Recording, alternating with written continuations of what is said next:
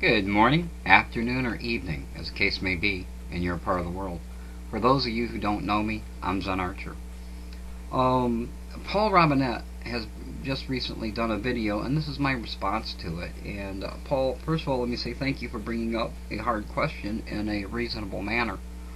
Um, you know, one of the shame of it is that when you have children, they don't come with a manual. And as a parent, you have to do the best that you can do. But the questions that you bring up touch not only parents, but also each person individually. There are a lot of us out here on the web that are just ignorant of what we're doing and don't realize how the things that we do can be used against us. And you're right. You know, your child and yourself are exposed to danger every day. And you can't hide in your house for fear of what might happen. However, as a parent and just as a human being, you can do things in order to make it a safer place for you to live. You can do things that are not unwise in order to do that. But one of the biggest things that you can do in order to keep your children safe on the internet is to talk to them.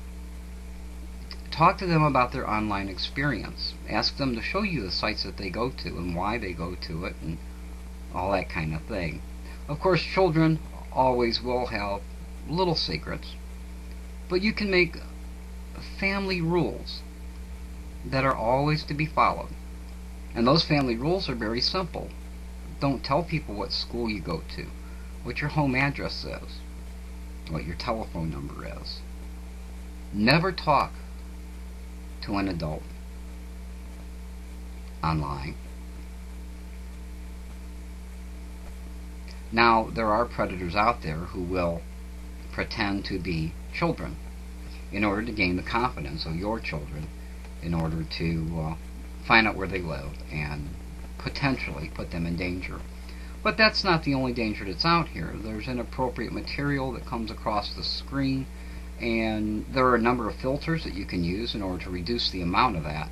But no matter what you do, there's always a possibility that some of that will come through. And that's why communication with your children and overseeing their computer time as best you can is actually the safest thing to do. It's also important how you react when your child says that they were at a site and they saw something, that you don't blame them for that, that instead you say, well, how did you get here? You know, what were you looking for when you got there? Well, that's kind of strange. And then investigate the site that they went to if you can. Pay attention to the files that come in and out on your computer. There are a lot of devices that are available that will keep track of files as they're downloaded, and will even keep track of chat messages.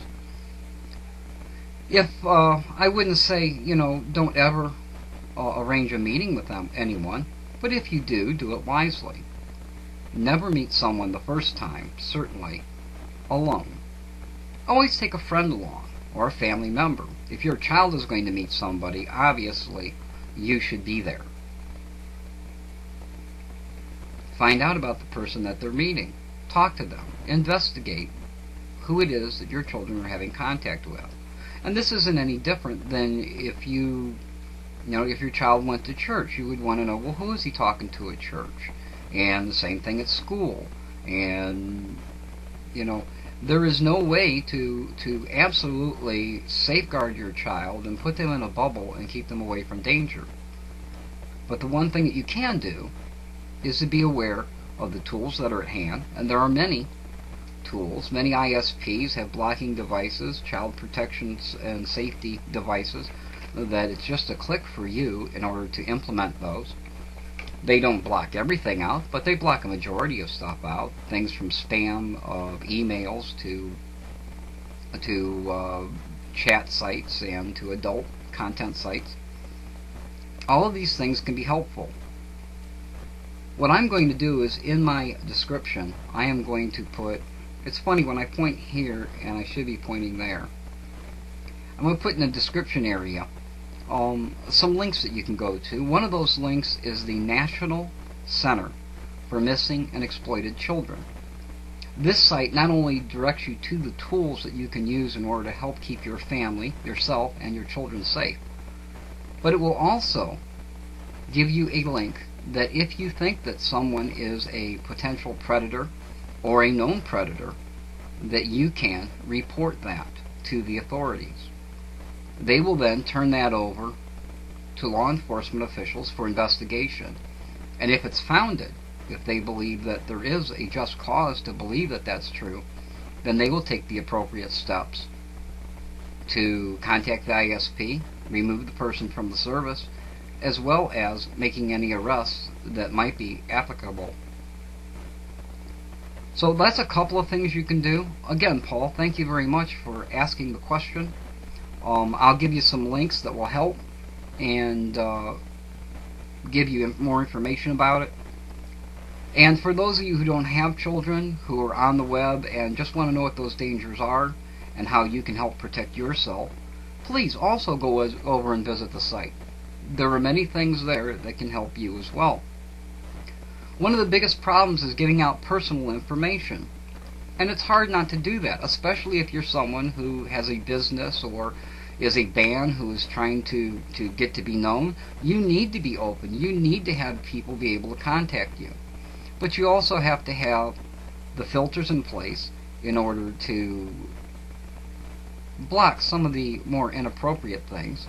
You also need to talk to professionals who know how to handle your career or your business. Talk to your local business association and see what are legitimate and what are not legitimate business methods. You would be surprised at how many sound completely plausible that are not.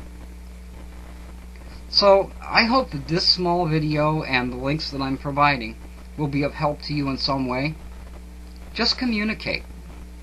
There's nothing more, nothing better that you can do to protect your children than communicate with them. If you find inappropriate material, don't jump to conclusions, don't jump down their neck, and don't blame them that it happens to be there. Instead, find out, why is it there? How did it get there? Who sent it? Where did they get it? Talk to them. And you know, your children just might educate you. So until next time, this is Zen Archer saying, you be well and careful.